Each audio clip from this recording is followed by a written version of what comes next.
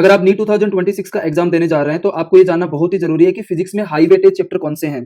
तो यहाँ पे इस वीडियो में मैं बताऊंगा कि फिजिक्स में 11th एंड 12th को मिला के कौन कौन से ऐसे चैप्टर हैं जिनसे मैक्सिमम नंबर ऑफ क्वेश्चन पूछे जाते हैं।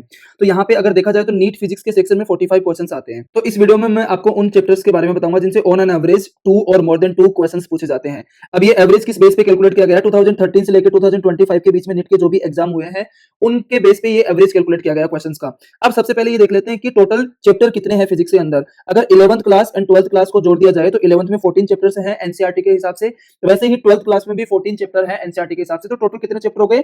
28 चैप्टर हो गए। अब आउट ऑफ 28 चैप्टर्स हम लोग देखते हैं कि ऐसे कितने चैप्टर है जिनमें से ऑन एन एवरेज 2 और मोर देन 2 क्वेश्चंस पूछे गए हैं। सबसे पहले हम लोग यहाँ पे 11th के चैप्टर्स के बारे में बात करेंगे। तो सबसे पहला चैप्टर जो है वो यूनिट एंड डायमेंशन है जिससे 2 क्वेश्चन ऑन एन एवरेज पूछे जाते हैं। न्यूटन्स लॉ ऑफ मोशन है दूसरा चैप्टर जिससे 2 ऑन एन एवरेज पूछे जाते हैं। वर्क पावर एनर्जी से 2.1 एवरेज पूछा जाता है। System of particles and rotational motion इससे 2.3 ऑन एन एवरेज क्वेश्चन पूछे जाते हैं। फिर ग्रेविटेशन वाला चैप्टर है जिससे ऑन एन एवरेज 2 क्वेश्चंस पूछे जाते हैं। तो यहाँ पे 11th में आप लोग देख सकते हैं कि जो system of particle and rotational dynamics है वहां से सबसे ज्यादा एवरेज है क्वेश्चंस का। तो अगर इन 5 चैप्टर्स के टोटल को जोड़ा जाए तो हमारा टोटल क्वेश्चन बनता है यहाँ पे 10.4। मतलब 11th में इन केवल 5 चैप्टर से ही 10.4 क्वेश्चंस पूछे जा रहे हैं। फिर उसके बाद में हम लोग 12th के चैप्टर देखते हैं। इसमें इलेक्ट्रोस्टैटिक पोटेंशियल एंड कैपेसिटर से 2.1 एवरेज पूछा जाता है। करंट इलेक्ट्रिसिटी से कितना पूछा जाता है? 2.7। एंड ये जो करंट इलेक्ट्रिसिटी है ना इसका एवरेज सबसे ज्यादा है सारे चैप्टर्स के अंदर। फिर उसके बाद में मूविंग चार्जेस एंड मैग्नेटिज्म से 2.1 पूछा जाता है।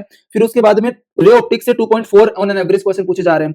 वेव ऑप्टिक्स से 2, photo electric effect and dual nature से 2.0 एंड सेमीकंडक्टर से 2.3 ऑन एन एवरेज पूछा जा रहा है। इस तरीके से 12th क्लास में इन 7 चैप्टर से जो ऑन एन एवरेज पूछे जा रहे हैं हर साल वो 15.6 क्वेश्चन पूछे जा रहे हैं।